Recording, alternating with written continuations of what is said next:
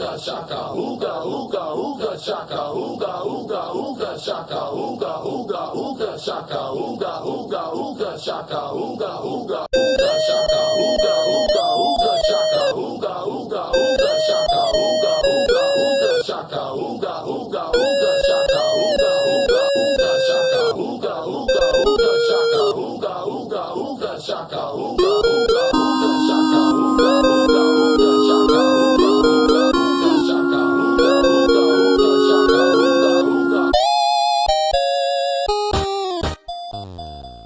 La invasión francesa a México entre 1861 y 1863 es el apartado de un capítulo de la historia mundial en el que nuestro país cobra una relevancia internacional, tanto por su situación geográfica como por su debilidad militar ante una potencia europea.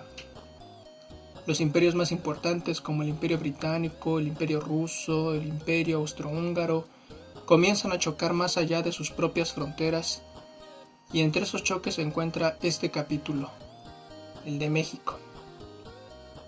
Escuchamos al historiador Jan Meyer que nos explica las causas que tiene el emperador francés Napoleón III para invadir este país. Para ir a México, Napoleón tiene tres grandes razones, tres grandes ideas. Una es la plata o eventualmente el oro. Se piensa que el oro de California continúa en Sonora. Dos, la idea de construir un gran canal interoceánico, que puede ser en el istmo de Tehuantepec, entre el Atlántico y el Pacífico. Y tres, cerrarle el paso a Estados Unidos. Pero jamás hubiera cuajado lo que eran nada más ideas románticas de Napoleón III sin la guerra civil de Estados Unidos. El hecho de que de repente Estados Unidos se encuentre paralizado, hundido en su tremenda guerra civil, que empieza en 1861 y dura 4 años completo y cuesta 600,000 vidas, es lo que decide Napoleón que ya es el momento, ahora o nunca, de intervenir en México. Esa ambición francesa de Napoleón III comienza a tomar forma durante la invasión. Manda a sus mejores tropas a México bajo el mando del general Aquiles Bazaine. La derrota en Puebla les demuestra que no será fácil invadir y controlar un país que todavía tiene esperanzas mientras viva el presidente Benito Juárez.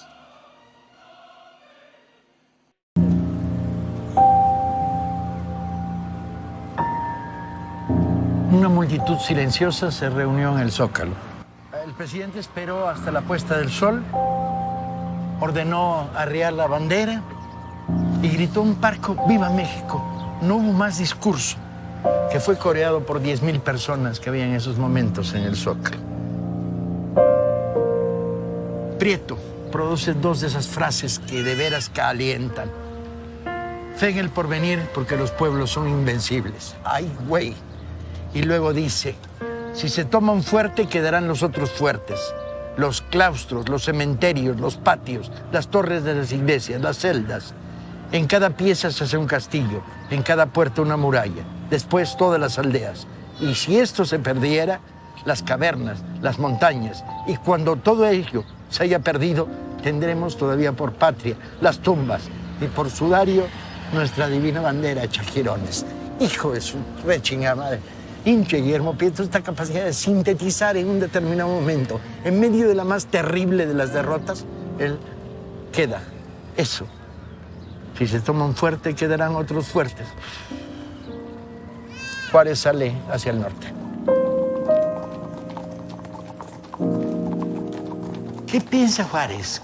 Mientras haya territorio nacional, hay resistencia.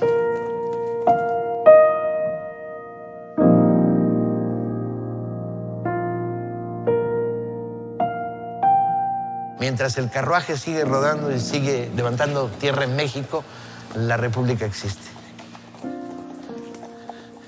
Sobrio, minúsculo y destartalada carretela, el carruaje de Juárez.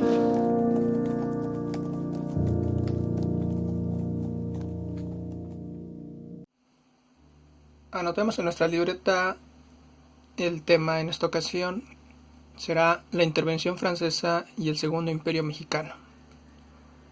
La invasión francesa al país en 1862 se inserta en un contexto internacional complejo. El gobernante de Francia, Napoleón III, deseaba, entre otras cosas, detener el avance territorial de Estados Unidos hacia México, que para Europa era inminente, era inevitable. Además de tener acceso y preferencia del comercio con estas tierras, y la posible extracción de oro que se rumoraba había en los estados del norte. Napoleón III tomó como pretexto la suspensión de pagos y descargó tropas para intervenir militar y políticamente en México. Este es nuestro párrafo introductorio sobre el tema la intervención francesa que da paso al Segundo Imperio Mexicano. ¿Qué es esto que llamamos intervención? Parece una palabra sencilla en el lenguaje común, intervenir en algo. Intervenir puede referirse, por ejemplo, a intervenir judicialmente o intervenir quirúrgicamente, pero en política internacional, ¿qué significa intervenir? En el espacio de comentarios de este video aparece un artículo, una selección del artículo de Diana Marcela Rojas que se titula La intervención internacional, los desafíos de la conceptualización. Lo que vas a hacer es leer el artículo y buscar en el artículo, buscar el concepto de intervención, los recursos que se usan cuando se interviene, cuáles son los objetivos generales y los objetivos específicos de una intervención política. Una vez que encuentres eso, vas a hacer un párrafo donde expliques todo eso que encontraste, como si explicaras para ti misma, para ti mismo, el concepto de intervención política, y lo vas a escribir en esta zona de la página, que es la mitad de la página prácticamente, en este ejercicio breve. Repito, lees el artículo y buscas concepto de intervención, su significado, qué recursos se utilizan, cuáles son los objetivos generales y los objetivos específicos cuando se realiza la intervención de un país. ¿Ok?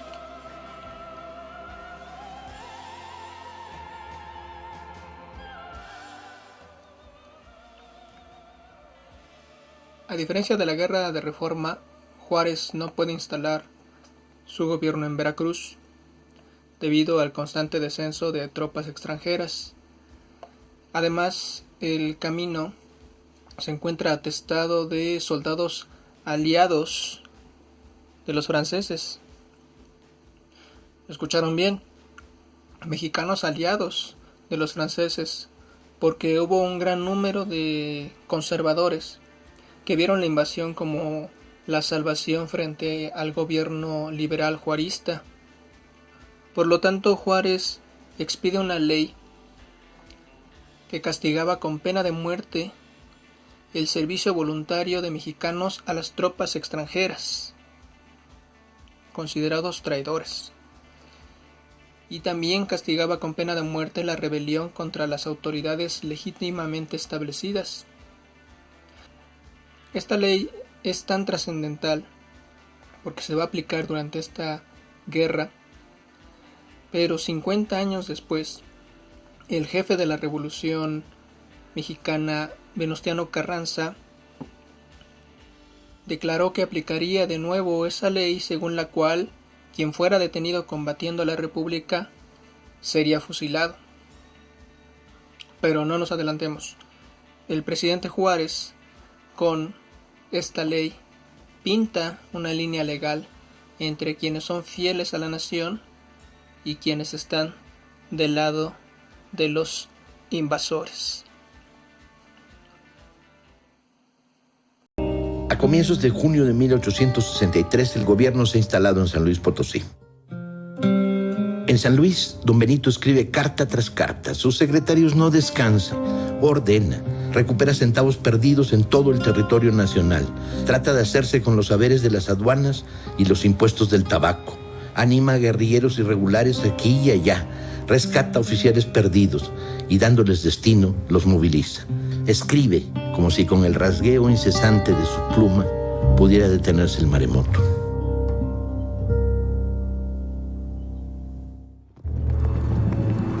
En los primeros días de septiembre de 1864, las columnas de los invasores franceses avanzaron hacia el norte del país. Benito Juárez continuó su camino al estado de Chihuahua, donde establecería la nueva capital de la República Errante.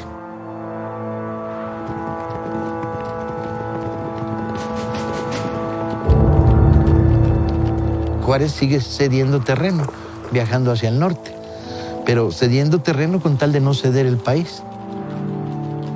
Donde quiera que está Juárez, donde quiera que está el carruaje, la República sobrevive.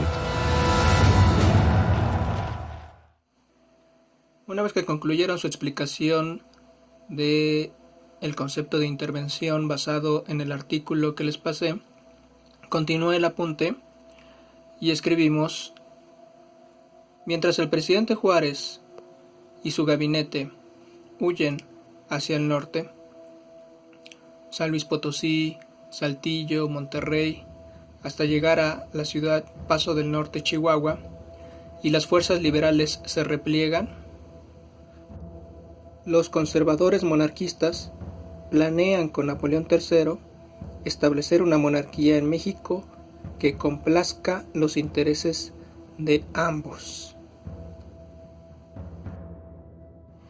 ¿Recuerdan a este personaje que aparece en la extrema derecha que explicamos hace un par de clases? Como todavía hay un sector bastante conservador que espera todavía que un rey resuelva las cosas en México, un rey propio mexicano, que si puede tener sangre europea, pues qué mejor. Y este es este sector del ala más radical conservadora, el que acabamos de describir, que planea junto con Napoleón III establecer una monarquía en México. Es la oportunidad para dar bandera blanca a un monarca mexicano. Empiezan a sonar nombres de posibles candidatos. Un Orleans, un príncipe español, y aparece por primera vez el nombre Maximiliano.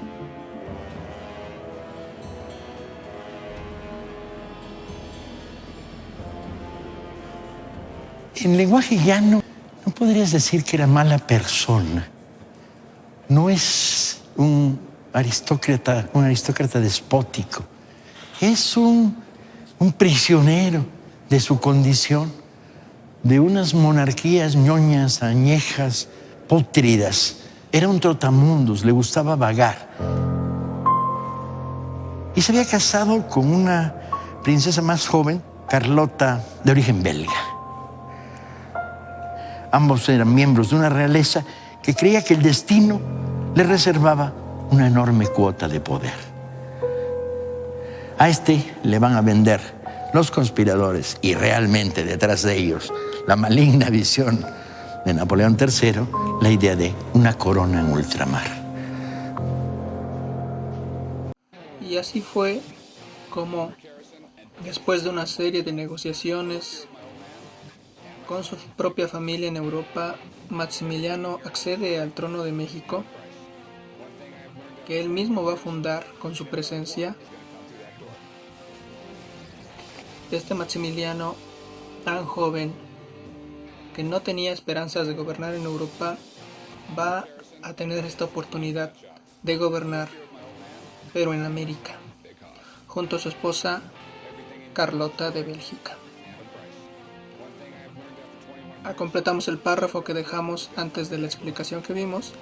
Dice: estos conservadores invitan y convencen al hermano menor del emperador de Austria-Hungría. Austria-Hungría se escribe separado con un guión. Austria Hungría, Maximiliano de Habsburgo. Cuidado aquí al escribir Habsburgo, es el nombre de la casa real Habsburgo, H-A-B-S-B-U-R-G de gato O. Maximiliano de Habsburgo, quien llega el 28 de mayo de 1864 junto a su esposa, la archiduquesa de Austria, Carlota,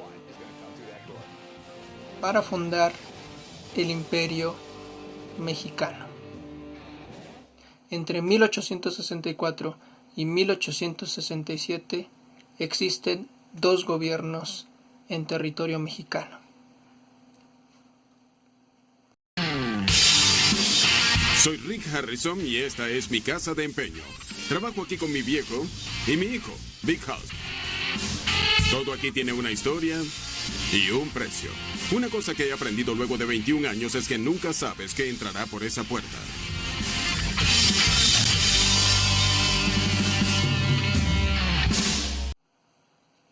Debajo del párrafo que concluimos, vamos a hacer un versus, en el cual del lado izquierdo vamos a anotar las características del Imperio Mexicano y del lado derecho vamos a anotar las características del gobierno constituido como la República Mexicana. Cada parte va a tener su contrario, entonces procuren que quede a la misma altura para que cobre sentido en cada una de las frases que vamos a mencionar. El versus pueden colocarlo después para que no les quede muy arriba o muy abajo. Pueden dejar este espacio de... Aquí yo dejé 1, 2, 3 cuadritos chicos. Y al dejarlo libre, cuando completen, ya pueden colocar su versus a la altura que deseen. Procuren que utilizar 2 tintas distintas para cada lado. Aquí yo utilicé tinta azul, tinta negra del lado izquierdo. Y de su versus también pueden utilizar tinta de otro color, o si no tienen tintas de distinto color, complétenlo con lo que tengan y debajo ponen un fondo color claro de un color del lado derecho y otro fondo de otro color del lado izquierdo. Okay. Vamos a empezar con la explicación. Empezamos por el título de los países, la denominación de la nación. Del lado de Maximiliano se va a llamar Imperio Mexicano. Y del lado de Benito Juárez se va a llamar Estados Unidos Mexicanos. Ese nombre no ha cambiado desde 1824. ¿Recuerdan esa clase donde vimos la Constitución del 24? Entonces, aquí el país se va a llamar Imperio Mexicano y aquí el país Estados Unidos Mexicanos, aunque ocupen el mismo territorio. ¿Qué tipo de país es? Del lado de Maximiliano es una monarquía, como las clásicas monarquías de Europa. Esta es una monarquía que tiene la característica de ser católica y como monarquía es hereditaria. Monarquía católica hereditaria, que se hereda a sus hijos. Ahí hay un dato curioso porque Maximiliano no podía tener hijos por una situación biológica, y cuando llega con su esposa Carlota deciden adoptar a un nieto de Agustín de Iturbide. Un dato bastante curioso porque pues al no tener hijos pues no pueden heredar, entonces adoptan a el nieto de Agustín de Iturbide. Qué curioso que Agustín de Iturbide 40 años antes haya sido el último emperador de México, pero eso se queda como dato curioso. Del otro lado, a la altura de que pusimos monarquía, vamos a poner qué tipo de país es el que representa Benito Juárez. Es una república representativa, democrática, federal. Sí es bastante extenso, procuren utilizar un poco menor el tamaño de la letra. El tipo de país que gobierna Juárez, es una república representativa, democrática, federal. ¿Sobre qué se sustenta ese país? Bueno, se sustenta sobre una constitución política de la República Mexicana, la de 1857, la de la tarea que hicieron sobre la constitución del 57. Del otro lado, no hay tal constitución. Se comienza a planear una constitución que le dé leyes al imperio, pero a la larga no se logra por lo corto tiempo que hubo imperio, pero sí se emite un llamado Estatuto Provisional del Imperio Mexicano en 1865. Este estatuto da las líneas muy generales para que funcione el Imperio Mexicano, y no se puede comparar como tal con una constitución que sí fue aprobada por un congreso mexicano, pero mínimamente este Estatuto Provisional del Imperio Mexicano le da facultades al emperador para que entre en funciones en su gobierno. ¿Quién es el líder o el gobernante del Imperio Mexicano? Maximiliano I. No se olviden ponerle el primero. ¿Qué título tiene? Emperador. Del lado derecho no es un emperador, es el licenciado Benito Juárez García. Y él no tiene el título de emperador, él es el presidente de la República. Entonces, aquí están los dos líderes que van a ocupar México en ese breve periodo del 64 al 67.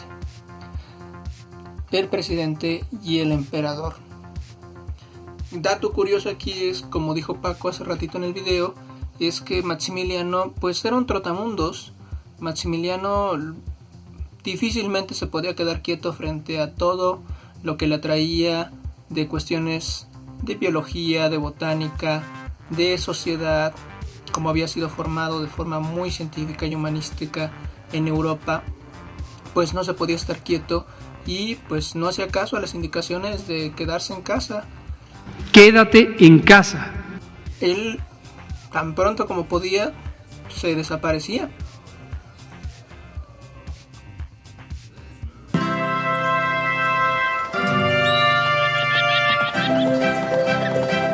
A menudo a caballo y luciendo un sombrero, Maximiliano explora el campo para darse una idea propia, a veces incluso de incógnito. Entretanto, Maximiliano pasó el tiempo estudiando a las mariposas. ¡Oh! Por los ojos felinos del cosmos. ¿Quién eres? Mi nombre es Silky y te doy la bienvenida al Jardín de las Delicias. Tu mente está preocupada por los problemas. Olvídalos y ven aquí conmigo. Toma, pruébalo. No, tal vez no debiera. No. Es dulce. ¡Oh! ¡Demonios! ¿Qué es este fruto, Es delicioso. ¿Cómo te sientes? Yo siento como si estuviera volando. Estás volando, tigro. Esto es grandioso. Oigan.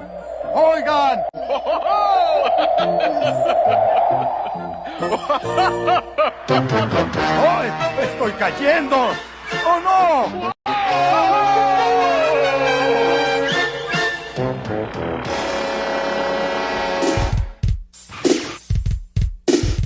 Yo sé que eres chiquito y que sabes ver que no todas las cosas se pueden creer. Si te ofrecen drogas te van a decir que se siente bien padre, que te vas a reír. No es cierto.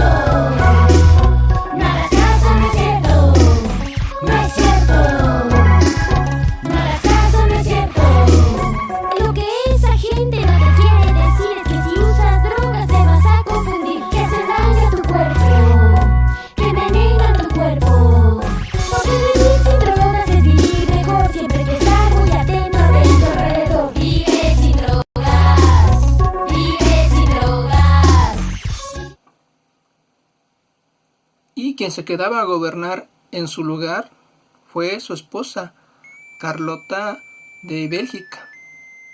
Vamos a ver rápidamente unos datos sobre la actuación política de Carlota de Bélgica en ausencia de Maximiliano. Dentro de las decisiones de gobierno que Carlota tomó estuvo promulgar la abolición de castigos físicos, esos que son con latigazos, con palos, a los arrieros, a las personas de las haciendas.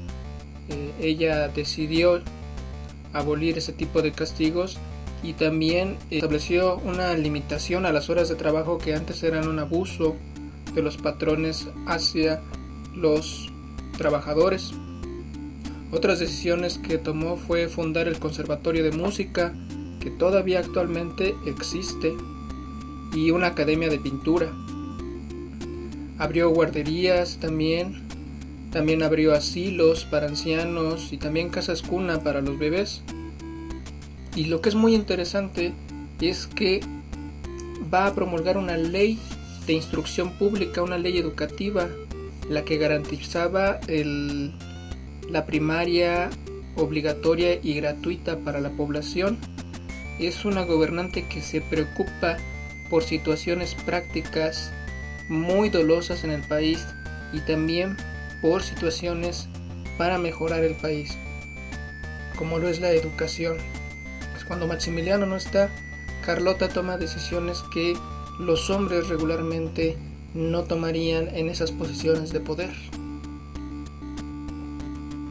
Quiere decir que la emperatriz gobernaba por pequeños periodos y podría decirse que fue la primera mujer que gobernó en México, aunque no sea propiamente mexicana.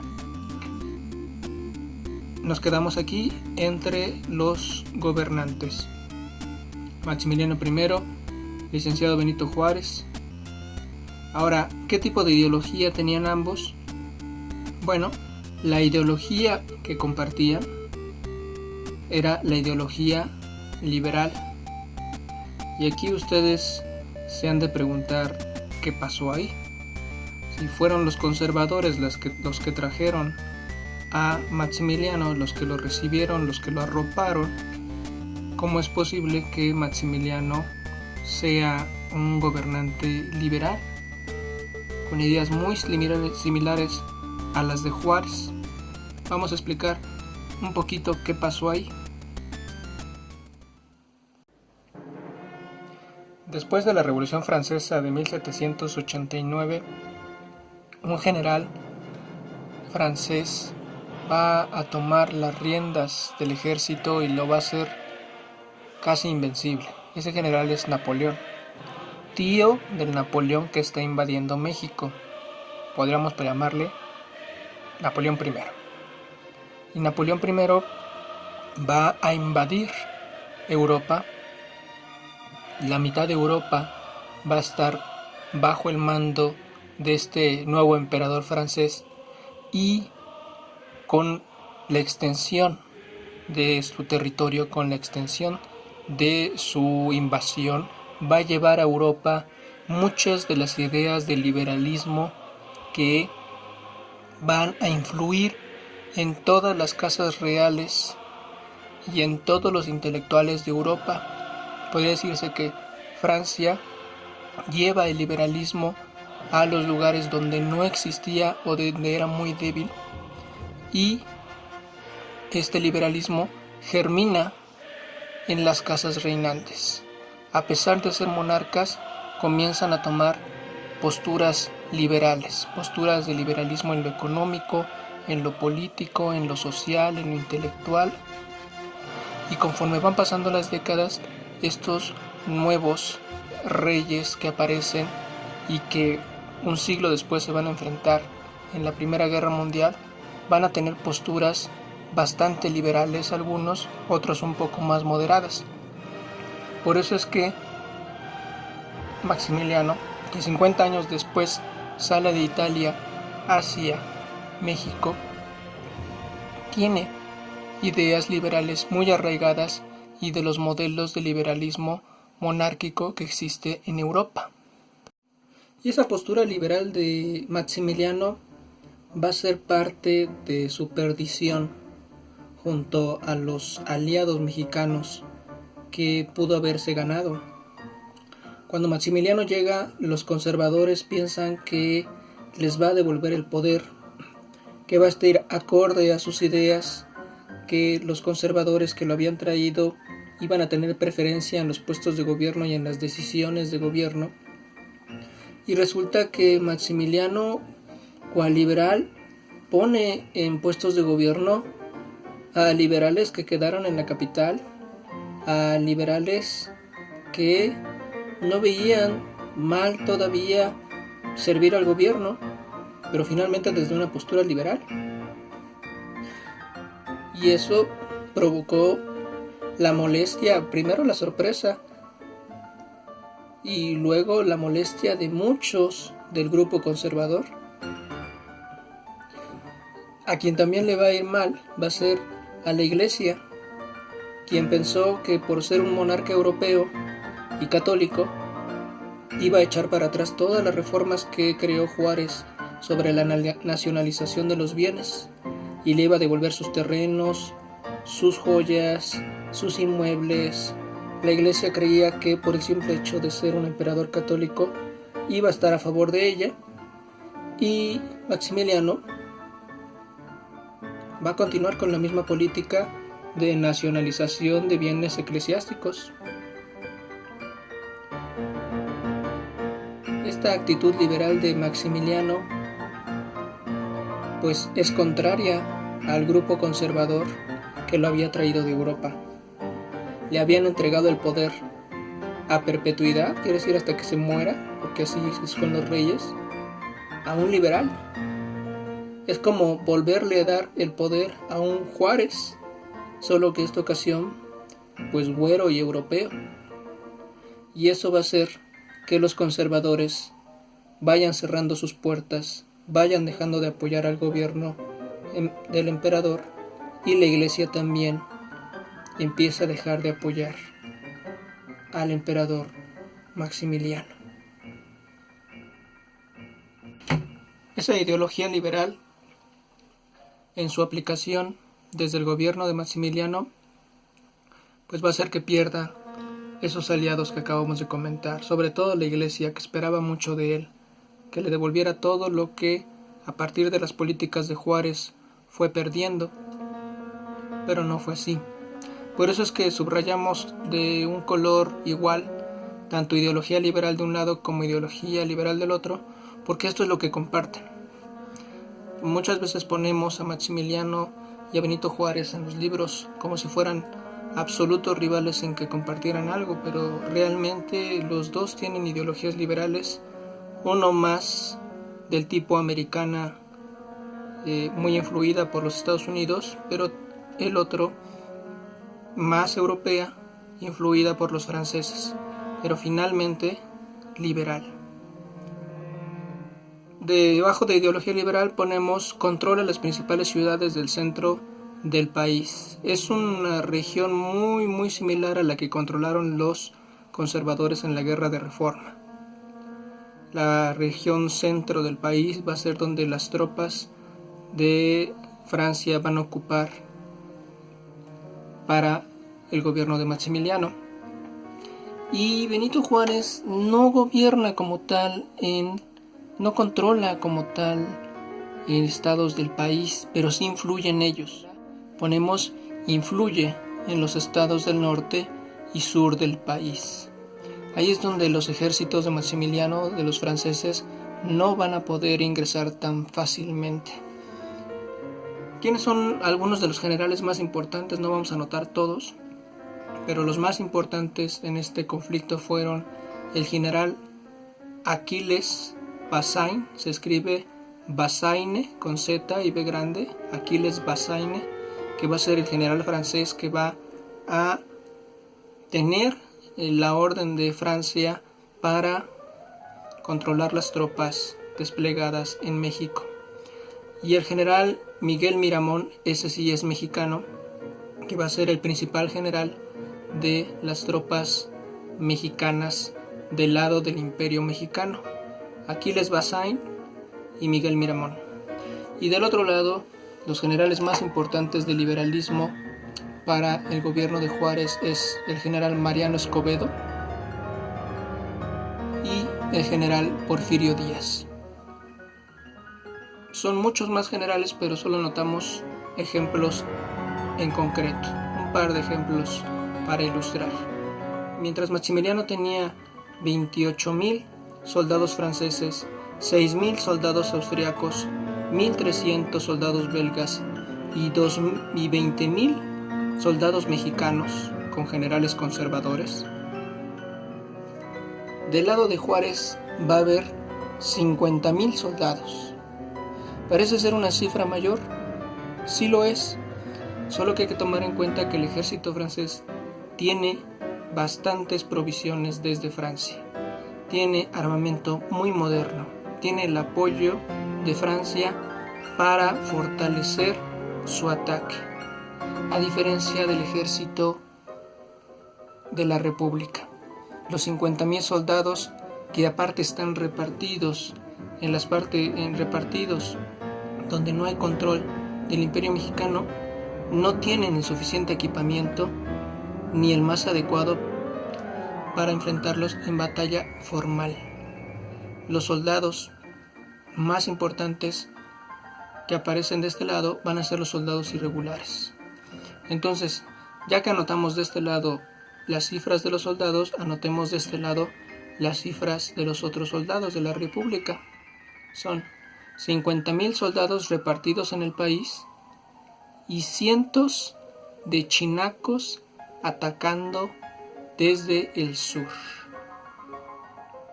El chinaco es el guerrillero.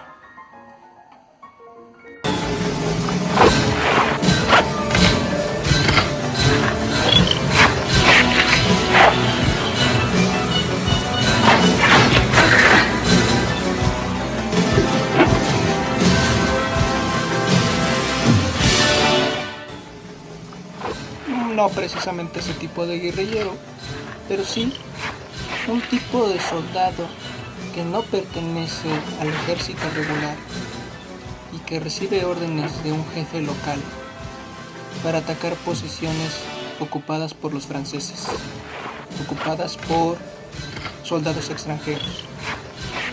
Este tipo de guerrillero que ataca desde las montañas de Michoacán y del centro de México principalmente, va a mermar y va a dar golpes bastante fuertes a la ocupación francesa en México. Por eso es importante hablar un poco de la chinaca, porque son los rebeldes, son esos personajes que sí están del lado de Juárez, pero que no están en contacto directo con él, que se encuentran en líneas de combate escondidas en las montañas del centro de México y atacan a la ocupación francesa. En el segundo PDF que les dejo en este post, ustedes van a leer fragmentos de un cómic ilustrado de la época de los 70s donde habla de los chinacos, y ustedes al reverso del apunte, para terminar, van a escribir la pregunta: ¿cómo son los guerrilleros chinacos?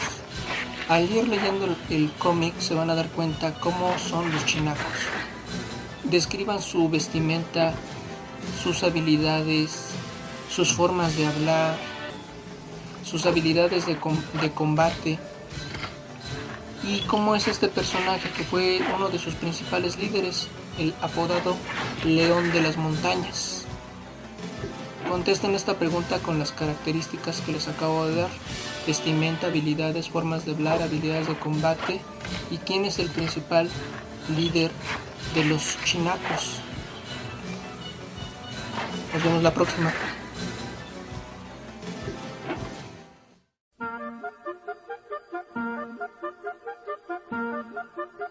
El coral blanco, así como el medio ambiente, está siendo contaminado de maneras inconmensurables que no podemos imaginar. Por consiguiente, el coral blanco está siendo maltratado. ¿Entiendes? Como las algas rojas. No olvidemos...